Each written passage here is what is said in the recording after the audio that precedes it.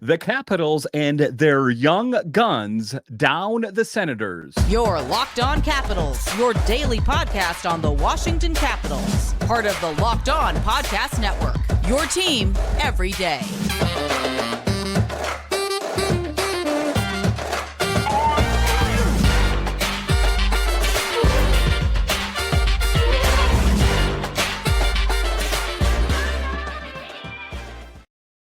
Well, hello and welcome into this edition of Locked On Capitals. I'm so glad you decided to join me today. As always, this podcast is free and available on all the major platforms, including the SiriusXM app and on YouTube. And I want to thank you for making this your first listen each and every day. My name is Dan Holme. You can find me on Twitter. It's at DanCaps218. You can find the show on Twitter. It's at Locked On Caps. And the best way that you can help grow the show is to subscribe to Locked On Capitals on YouTube and comment anything down below. I would love to talk Capitals hockey with you one-on-one, and we can do that on subtext. Just check the show description for more details. Today's episode is brought to you by Sleeper. Download the Sleeper app and use promo code LOCKEDONNHL to get up to a $100 match on your first deposit. Terms and conditions apply. See Sleeper's terms of use for more details. So in this edition of Locked On Capitals, I talk about how the Capitals and their young guns took down the Senators. How did they get that done? I'll talk about that in the show a little bit later. I will talk about how John Carlson continues to be one of the biggest pieces on the Capitals, on the blue line, of course, but just in general, knocks it out of the park on a night in and night out basis. And also the NHL and their teams, 20 different teams had scouts at the game tonight. What was that all about? But just to get it going here, that was a statement win. I'm going to go ahead and say it, a statement win. Make no mistake about it as well, is that the Senators had some pushback. It wasn't that the Capitals simply steamrolled the team and they had no answer, but the Capitals were firing on all cylinders.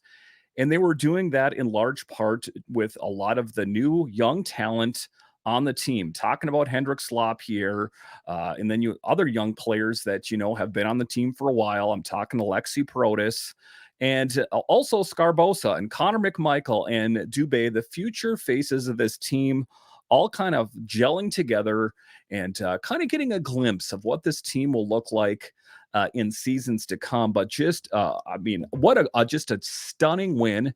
And it was one of those, decisive victories that's something good as a Capitals fan to see every once in a while. Sometimes I like a chess match, but every once in a while I like to see, just a dominant performance where the Capitals, there was no mistaking about it, that the Capitals were going to win this game. The Caps win 6-3. The Caps are off to Motor City to play the Red Wings tomorrow night. It is important that the Capitals continue to not dwell on this too much and just to kind of, take it for what it is, feel good about it, maybe high five your friends, maybe have a drink with one of the teammates tonight, but just get ready for the game at hand against the Red Wings. And the Red Wings, they're also fighting and they're playing for a lot as well. So it is going to be a tough out. The Caps are now 4 points behind Philadelphia for third in the Metro with games in hand. So it's not out of it. The Capitals are not out of it, despite the fact that like a month ago doing this show, it seemed like doom and gloom. We were talking about selling everyone, putting a for sale sign outside Capital One Arena and saying all offers will be considered. Everyone except for Alex Ovechkin and Tom Wilson, but we'll hear offers on anyone else. How times have changed. I think those for sale signs have gotten taken up and thrown in the back of the pickup truck, and we're on to the next one. Washington is 4-0-1 in its last 5. They're coming together at just the right time. And the thing that's just amazes me is that they're doing it without some of their key players that have been cornerstones of this team for so many years. TJ Oshie wasn't in there, Kuznetsov, and of course Backstrom stepped away from hockey. Also did it without Martin Ferivari, and Sonny Milano was ill, and Jensen as well. So you take a look at it. The Capitals, they had a stunning victory, missing a lot of key pieces. And make no mistake about this as well, is that this Ottawa Senators team, despite where they are in the standings, were playing pretty well as of late. So it's not like they were taking advantage of a team that's truly deplorable. This is a Senators team that has been playing better as of late. Another 2 points. That's what's key. I know they got just 1 point in the last game, but 2 points in a decisive victory. That feels good as a Capitals fan, but also getting a glimpse, like I talked about, of what the Capitals roster will look like in the future. And I think that it is bright. You take a look at Hendrix Lapierre scoring goals, 2 goals on the night. And the second one, I mean, that's just Anthony Mantha just being kind of a really gracious guy. He could have easily drove the puck home, but he's like, why not have the young kid? Why not have him get a shot at getting another goal? And it was just a great thing. It was a game for the Caps' next wave of young guns when Lapierre scoring 2 goals and Protas finding the back of the net. Protas had a 3-point night, killing it, and just, proving his worth and that he can step up and play different positions. We've seen him at center. We've seen him at wing at different points, that he is a guy that is up to the task at hand, and Aliaksei Protas is killing it as well. Lapierre, as we know, was called up Friday and making the most of his opportunity. What is one of the things that I talk about all the time on the show is that when you get your opportunity, you get your big call up, to not squander it, to make the most of it. Hendrix Lapierre did that tonight. I'd like to see a little bit more from Pierre Dubé, but all things considered, the call-ups have gone well. You take a look at Scarbosa. He's been a key contributor as well. And then Ivan Miroshnichenko, who got the call-up, was a scratch. He was just for some added depth, but excitement as a Capitals fan, as we, for the longest time, we saw this team as is with players that have been on here for years. You're talking about your Backstrom, your Carlson, Kuzi, Ovechkin, those kind of players. And you think that, that is the only players on this team that can generate wins. It was a good feeling for me as a Capitals fan to see this team pull together and pick up a decisive victory with a lot of help from young talent. I know that Max Pacioretty also got a goal in there as well, but it was primarily a youth infusion that helped the Capitals pick up the big dub tonight. Lapierre called up on Friday, making it Lapierre's hard work didn't go unnoticed as he received more playing time, and some playing time on a shift with Alex Ovechkin and Tom Wilson. So that's one of the things that Spencer Carberry does is, if you do a good job, it's not like, yeah, kid, yeah, well, whatever. No, he rewards you. He gives you more playing time, and it has to be a pretty good feeling to be playing with 2 iconic players like Alex Ovechkin and Tom Wilson. It seems like the Capitals have finally found their scoring touch, and they're doing it with primarily young talent. Are the Capitals actually better without Kuznetsov and Backstrom? That is the question. Well, Backstrom, of course, because he's unable to play hockey right now, and Kuznetsov is in the Players Assistance Program. But I'm going to go ahead and say, let's say we had Backstrom from the beginning of the season and Kuzi from the beginning of the season. Who would you rather have? Would you rather have Backstrom at, let's say, 60%, Kuzi at 60 to 70%, or would you rather have this young, up-and-coming talent? For me, I don't see a scenario where Kuznetsov, how does he get entered back into the lineup? Who are they pulling out of the lineup to put Kuzi back in? It's a tough question, and not really too tough for me, but as a Capitals fan, kind of search your heart of hearts. Do you like this current Capitals team, or would you long for the days of Evgeny Kuznetsov and Nick Backstrom back in there? But talking about Mantha, again, just knocking it out of the park. Mantha dekes it to Protas for a goal, picking up his 5th of the season. Mantha just being a key contributor, and Protas as well. Caps on the PP, Strom off the face-off to Carlson goal. That was a pretty sweet goal. And I saw that you saw Carlson and Alex Ovechkin talking before the face-off there, and then he was shot directly to Carlson and made no mistake about it. Carlson's 145th career goal, moving him past Sergei Gonchar for the second most by a defenseman in franchise history. So to say that John Carlson is a pretty good defenseman, that doesn't do him justice. He is one of the best of the best. And I know talking about great within the Capitals organization, I am going to go ahead and say one of the better defensemen in the National Hockey League.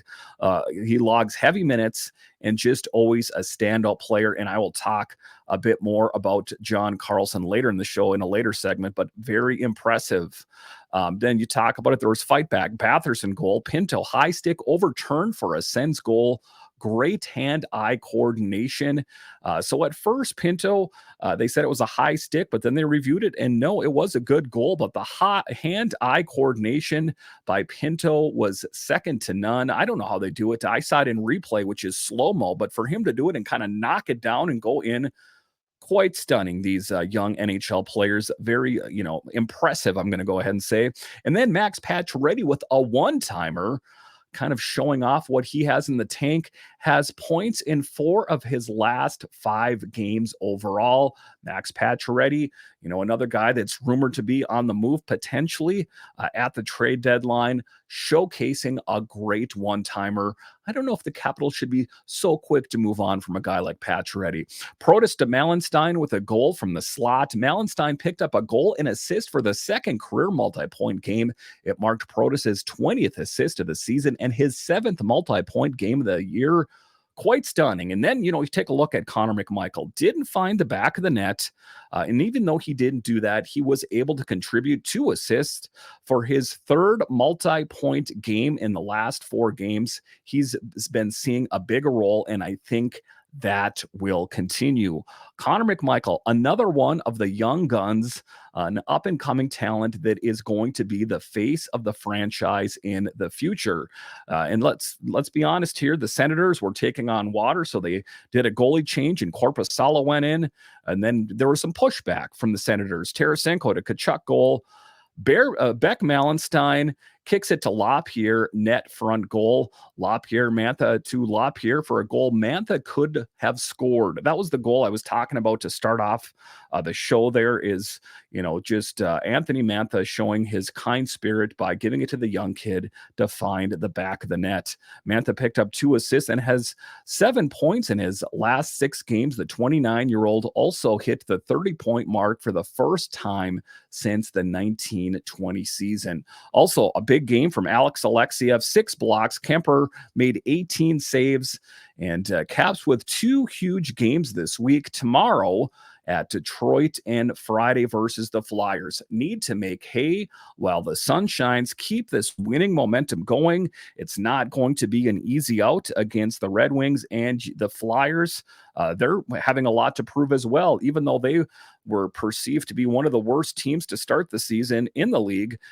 They are proving a lot of people wrong, that they are a scrappy team, and you definitely don't want to underestimate them. All right, so coming up here after the break, we will talk about how there were 20 NHL team scouts in attendance. What was behind all of that? I'll discuss coming up. We're past the halfway point of the season, and Capitals fans, let's face it, it's been a high and low season. Regardless of where we are in the current standings, I want to remind you that you could win big by playing daily fantasy hockey on Sleeper, the official daily fantasy app of the Locked On NHL Network. Sleeper is our #1 choice for daily fantasy sports, and especially daily fantasy hockey, because with Sleeper, you can win 100 times your cash in daily fantasy hockey contests. And let me tell you something, guys, I was not the kind of guy that was that into fantasy sports, but now that I've found Sleeper, I love it. To win a 100 times bet on Sleeper, you need to correctly predict the outcome of 8 player stats. You heard me, Capitals fans. You can win 100 times your money playing daily fantasy hockey with Sleeper. So start paying attention and nail your picks so you can start winning big. Use promo code LOCKEDONNHL and you'll get up to a $100 match on your first deposit. Terms and conditions apply. That's code LOCKEDONNHL. See Sleeper's terms of use for details and locational availability. Locked On has launched the first ever national sports 24/7 streaming channel on YouTube, and now it's also available on Amazon Fire TV in the free Fire TV channels app. Locked On Sports Today is here for you 24/7, covering the top sports stories of the day with local experts of Locked On, plus our national shows covering every league. Find Locked On Sports Today now available on the free Fire TV channels app. All right, welcome back into this edition of Locked On Capitals, part of the Locked On Podcast Network, your team every day. So we do know the trade deadline is coming on March 8th, and there were 20 different teams at the game tonight, kicking the tires on some Capitals players in attendance, watching, probably with binoculars and laptops and phone calls and all these kind of things, observing the players on the ice tonight. There is a lot of talent on the Capitals that could potentially be on the move on March 8th, not to mention whatever talent there is on display and going to be on the trade block for the Senators, that it was all eyes on Capital One Arena tonight.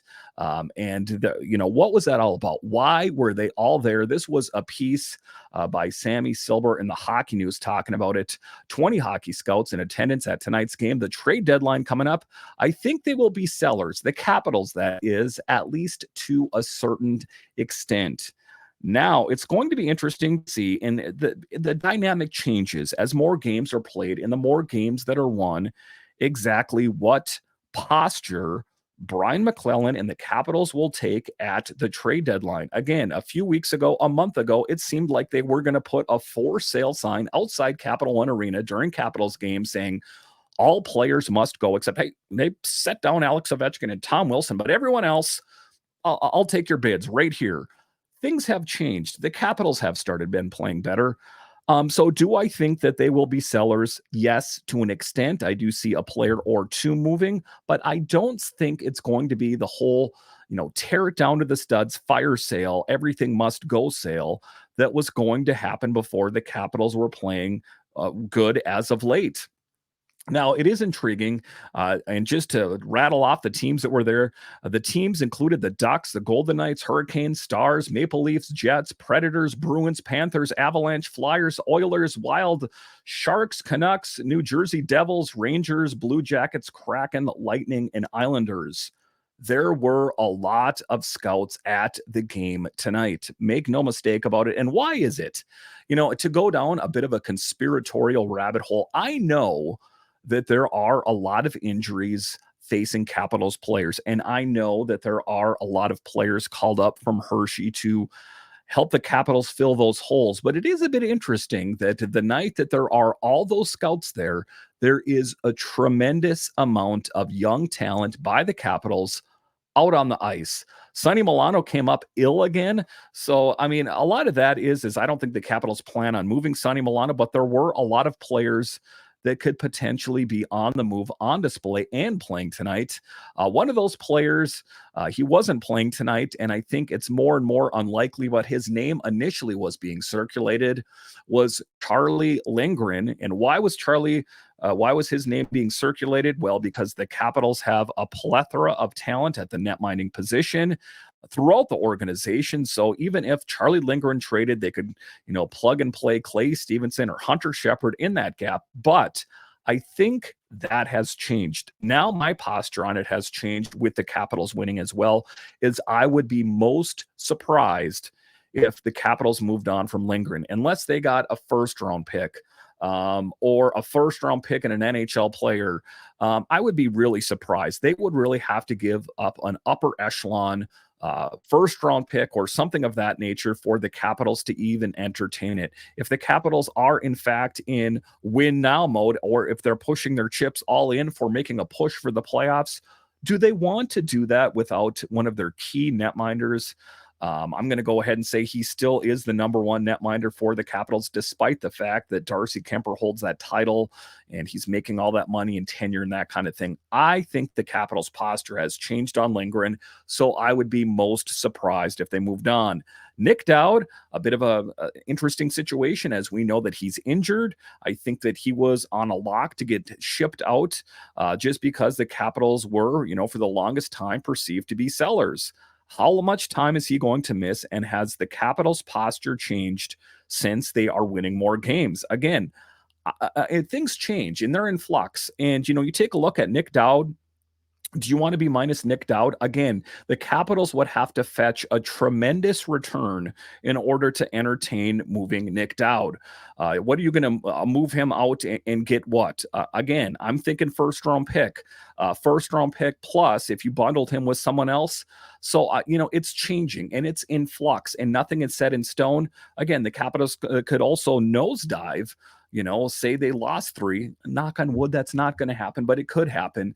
So what I'm saying is that if the Capitals continue going in their current trajectory of winning, I have no reason to believe that they're going to stop winning games, that maybe they're not going to get so crazy. Anthony Mantha, another guy that's crazy for me to talk about.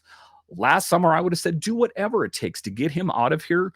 If you move Anthony Mantha out of here, what kind of player are you going to get in return? Are you going to get less than Anthony Mantha for Anthony Mantha? And if you get less than for Anthony Mantha, is that really a win? Are we trading just to trade? So, there's a lot of scenarios that I've kind of rattled around in my brain that I think that it could be a bundle deal. Say it was a Dowd Mantha for a nice package for the Capitals. That could change, to just really go all in, like when you're talking about when you're buying a car, they're like, well, you buy the car, we're going to throw in the free undercoating and the free Sirius XM radio. Well, okay, maybe that's more intriguing. It's the same thing here that, Dowd, what kind of return is he going to get? Anthony Mantha, what kind of return is he going to get? Dowd, Mantha together, probably a pretty good haul. Or, to kind of revisit Lindgren, what if it was Lindgren and Dowd or Lindgren and Mantha? You could probably get a pretty good haul. But I would want to know what that haul is. In my estimation, it would have to be huge. Also, let's fan out here a little bit more. Max Pacioretty, as we know, he has a no move clause, but he might be willing to waive that. One of his things is he is an East Coast man, so he would prefer to stay living on the East Coast. I know that he played on the Golden Knights. I get that, but the word on the street is that he wants to stay in the East Coast area somehow. And I don't think he's in so much of a hurry to leave Washington. I think that that's a lot of talking heads saying that. I think he likes Washington. And again, if the Capitals are all in, it makes it interesting. A lot of teams are very appealing. You take a look at Pacioretty. He's got the history. He's got the great shot. His resume speaks for itself. And we're kind of getting past the whole Achilles phase that I think that he's fully healed and he's finally finding his stride. It's going to be interesting. Again, taking a look a little bit further, Abe-Kubel, another player that could be on the move. That one would hurt less for me than the previous players I mentioned, Lindgren, Dowd, and Mantha. And then Joel Edmondson, I'm kind of resigned to the fact that he will be moved. He is one of the names that's been circulating for quite some time. It makes it a little bit interesting, just given the fact that the Capitals have faced quite a bit of injury here as of late on the blue line. But Joel Edmondson, listen, Montreal already retained 50% of his salary. So if Montreal is retaining 50 and say the Capitals retained a portion of that, that would be a pretty sweet deal for a team. Another scenario where the Capitals could get a pretty sweet return. Again, another guy that would be a good player for a bundle deal. Abe-Kubel isn't going to fetch a tremendous return, but bundle Abe-Kubel with Joel Edmondson, probably a pretty good haul on it. So that is where the Capitals are at, and that is why it was a piranha tank tonight at Capital One Arena, as there were 20 different scouts. Players will be on the move. How will that manifest itself? I guess that remains to be seen. All right, so coming up here after the break, we will talk about the great career of John Carlson and just his great season thus far. I'll discuss coming up.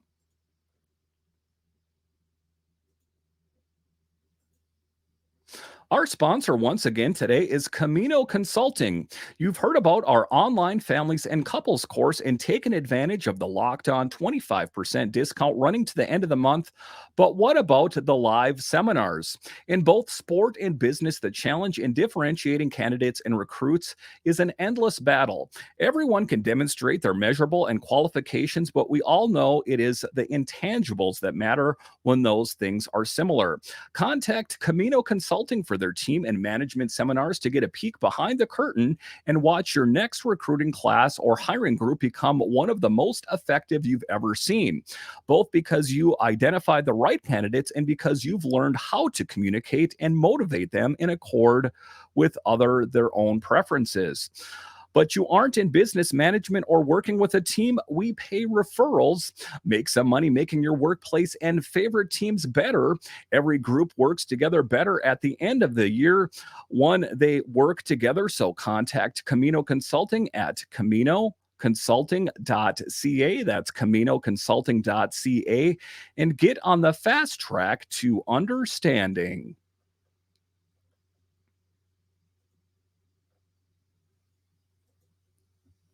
All right, welcome back into this edition of Locked On Capitals, part of the Locked On Podcast Network, your team every day. So John Carlson is a stud on the blue line. That's not a surprise as a Capitals fan, is it? I think that he is a name that is well known around the National Hockey League and continues to dominate year after year after year. And, he's one of the players that, when I talk about, there are untouchables on this team. And for the longest time, I've always said that it would be Alex Ovechkin, Tom Wilson, and John Carlson. It's changed over time. To start the season when it was really rough, I just said Alex Ovechkin and Tom Wilson. But if you can remember back to last summer, I did an episode where it was those three players, pillars for this team, building blocks that the youth can learn from. And that was one of the things that Mitch Love talked about in the broadcast tonight, is that a lot of the young Capitals defenders, the blue liners, they look up to John Carlson because he's kind of like a coach, but he isn't a coach, but he's been there and he's done that. So he casts a wide shadow. So if you are a young up and coming blue liner, you're going to take a knee and listen to what John Carlson has to say. He's been in the trenches. He logs heavy minutes and he's had a really great career for many years in the National Hockey League, and also more specifically with the Capitals. So he speaks volumes about him. Mitch Love talked about his quick wit, that he is willing to listen, that he's sarcastic and he's good with the young players, but always knocks it out of the park and just eats up minutes like nobody's business. Capitals head coach Spencer Carbion, John Carlson, he's going to go down in history as one of the greats of all time in the organization. Quick wit, like any other coach, logs heavy minutes and can score goals and is a leader, one of the best to do it. Carlson skated in his 984th NHL game, moving him past Calle Johansson for the most games played by a defenseman in NHL history. John Carlson, make no mistake about it, is just a key contributor. And for the young guys out there that are playing for the Hershey Bears, or they're playing for the Stingrays, or say you're just a young defenseman playing hockey, look at John Carlson as a way to do things right. Just puts in the work. He's a good offensive defenseman, which sometimes you don't see. It's becoming more and more common in modern day hockey, but just does things the right way every time he's out there, and doesn't get injured all that often. I mean, you take a look at him last season, that was kind of a fluke injury, but by and large, he is one of the healthier players out there and a key contributor. You see what he's done on the power play. You see what he does as kind of a really great defenseman in all ends of the ice. And, where would the Capitals be right now without a pillar like John Carlson? We saw, glimpses last season when the Capitals kind of flailed when he wasn't in there. We had Gustafsson on the team, and he filled a bigger role. And you take a look at Trevor Van Riemsdyk and Jensen, they filled the role, but they still didn't fill the big shoes that John Carlson has. And that's the difficult part. And those guys don't come along too often. So talking about John Carlson, he's already kind of going down in the record books for the Capitals. But I think at the end of his career, when they kind of put a bow on it, that he will be considered one of the best in the NHL to ever do it. So just a really great piece. He has a lot of miles left on him. I think if you look at the odometer, I don't think that he's past his prime. I think that we still have some good years left with John Carlson. Are there younger, faster defensemen out there? Yes.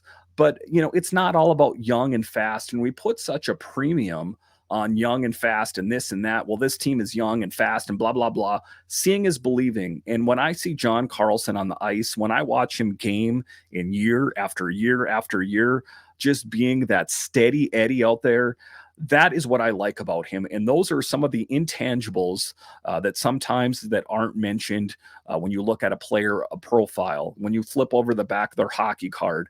Sometimes that isn't always evident, but he is just one of the key pieces. And I'm really happy to say that he's on this team. And, just a good feeling for me as this team is kind of facing a transition slowly. And we're kind of already seeing it happen. The injuries are necessitating this young talent. It's really great that the Capitals have someone like John Carlson on the team to mentor some of the youth. Listen, I want to thank you for joining me on this edition of Locked On Capitals.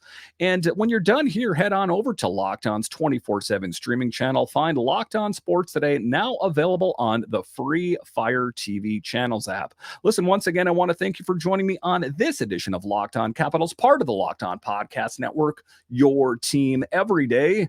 My name is Dan Holme, and I'll talk to you again next time.